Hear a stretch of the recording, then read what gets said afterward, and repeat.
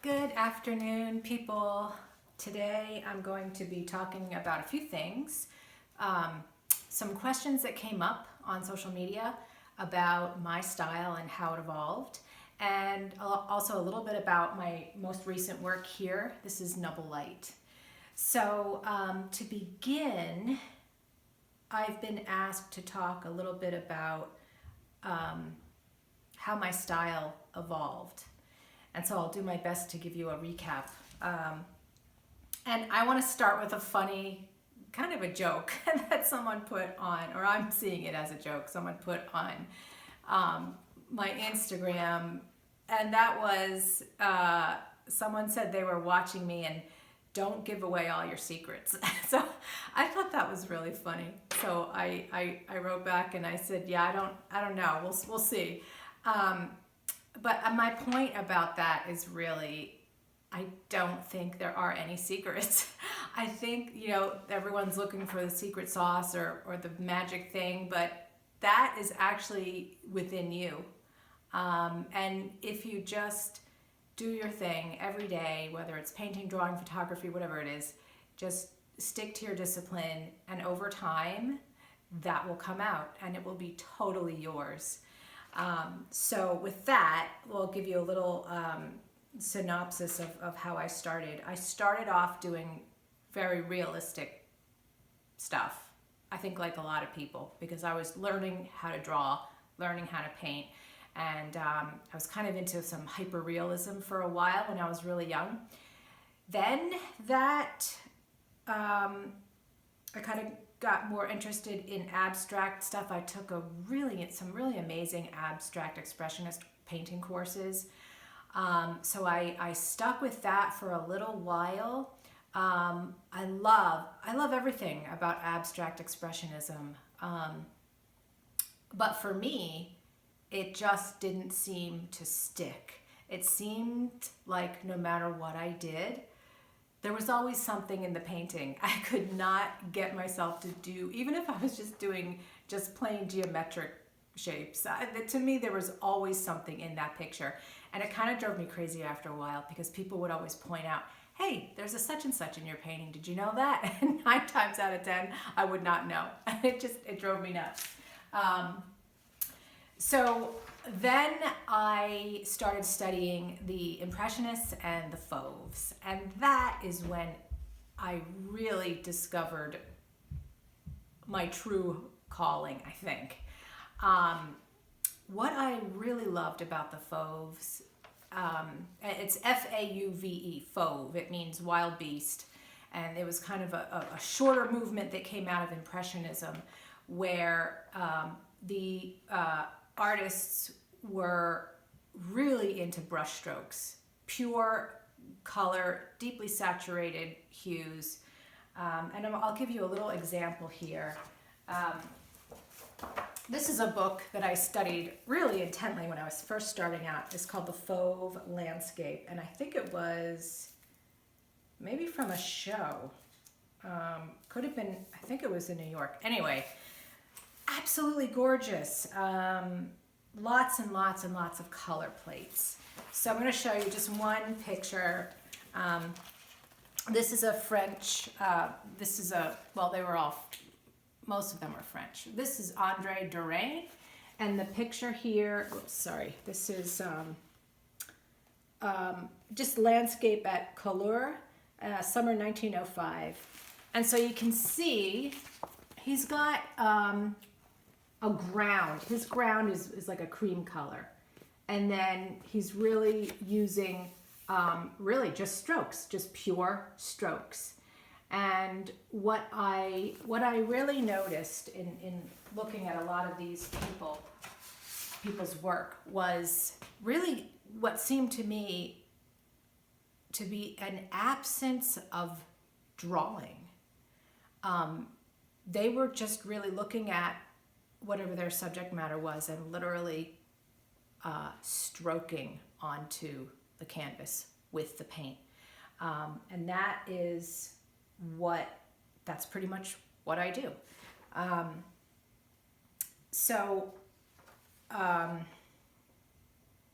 Right, another question that came up was, will you teach me this method? And that word was used a couple of times. And it's funny because I don't really think of it as a method. To me, a method is something that's like repeated over and over and over again. It's funny if you let's take a Maine artist, Dalla Vipkar. She had two very famous artist parents. They purposefully didn't teach her or give her art lessons because they thought, well, if she's an artist, it will evolve, and there's nothing we can do to teach that. So you can apply yourself and learn how to mix color and to draw and to do all those basic things. After that, it's really experimentation. Just keep experimenting.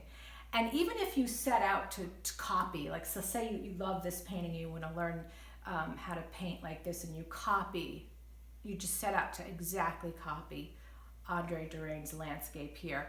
It's not, unless you just empty yourself. And I don't know how to do that completely. And just say I'm just going to be a straight, exact copy. Nothing will ever come out the same. It just won't, because whatever is in you is going to come out. So with this attitude of don't give away your secrets, I think it's kind of funny because, like I said, there's no secret sauce. It's just we're all doing our own work. And even if you set out to copy someone, not that you're going to copy someone's work, but if you're going to paint like them, if you keep painting, the end result is going to be something totally that is your own. So instead of don't give away your secrets, I think the cool thing is to just share as much as possible. Obviously, if you're a realist painter, you're not going to come to someone like me or look at someone like me. You're going to look at the hyper-realist folks. So obviously, we're emulating the people's styles that we admire. But really that's it, because if you keep doing it, if you keep your discipline, you're going to come up with your own unique thing.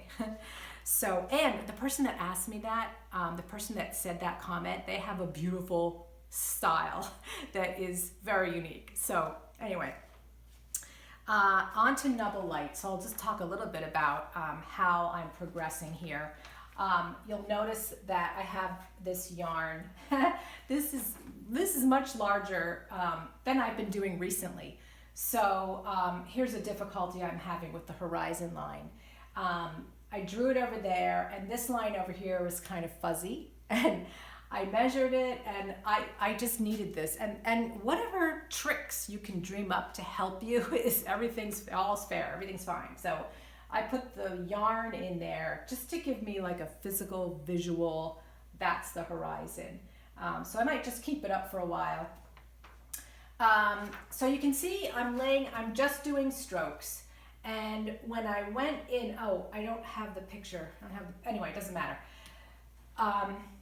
Like I said, I started out doing very realistic stuff, and it's kind of funny. As much as I call myself a fauve, it doesn't feel like it comes naturally yet, and that I know that seems strange, but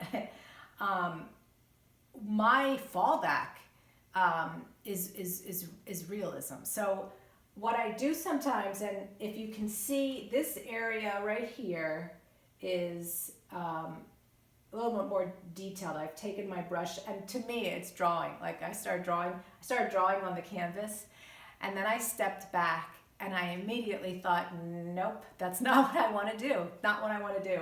So I had to pull back from that, and then I'm kind of leaving it alone for now, because I got a little anal about like making the rocks look all like rocks. But what I'm really trying to do is, and if you think of the word impressionism, is you're just making an impression. So I'm taking paint, pure form and color, stroking it onto the canvas, and I'm coming up with an impression of what's there. Not a realistic depiction, but an impression. So when I think what I really like, I got some sun coming in here, so it's gonna skew it a little bit, but these rocks here, I really like what I've done here, where I'm literally just getting the strokes down, And so I'm seeing a little 3D, not too much, but a suggestion of it, with the dark green as those shadows and the yellow and golds as the lighter part of these rocks here. Also, a style that evolves with you. You're gonna pick up bits and pieces of things. It's like music. When you listen to a group that you really like, you can say, oh wow, okay, there's that influence from that time period and that influence a little bit. So a kind of a leftover for me from abstract expressionism was this idea of a ground. And I used to just do the normal gesso, like you gesso your painting white and then you start painting. Well, somewhere along the lines, I never left that from abstract expressionism. So this ground is, in the end, part of the whole painting. And if you look at my work, most of the pieces, some are looser than others.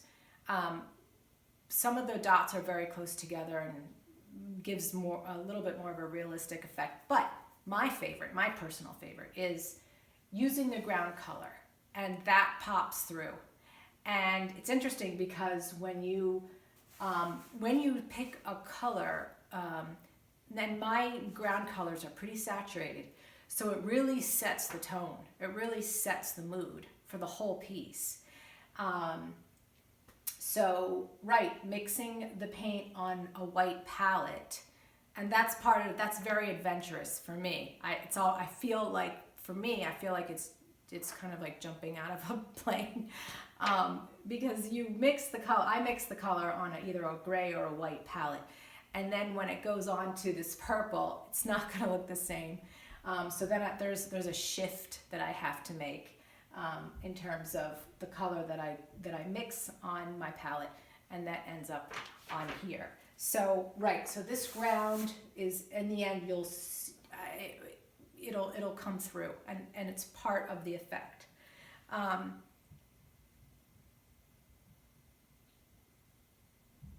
Okay, so yeah, Nubble Light. This is the second lighthouse that I've done. So I'm pretty excited about it. Here's just a tip for people who are beginning, maybe. It's really easy to focus, and this is like a little mistake I did here, focus on, I spent a lot of time, even though it doesn't look like it, I don't have that much down yet, but just mixing the colors and kind of spending a lot of time on the rocks. I got tired, then I moved to the grassy area. You want to move all over the canvas. You want to just, the composition is pretty much down, but just spending too much time on one particular area is just never good, composition-wise or color-wise. So I will keep doing what I'm doing, what I have been doing on Instagram is I take a couple snaps when I'm in the studio, and so you'll see a progression of it, and we'll see how this goes. So I'm going to put down below where you can reach me. My website is www.dianebeem.com. I'm on Facebook and Instagram, and I'll write those down below wherever I'm posting this. I'm all over the place these days. Facebook, YouTube, and Instagram mostly, and my website. So if you haven't already and you're interested, join my list. I've got big news coming up. I'm going to be making an announcement about a show. So stay tuned for that, and happy painting, everyone.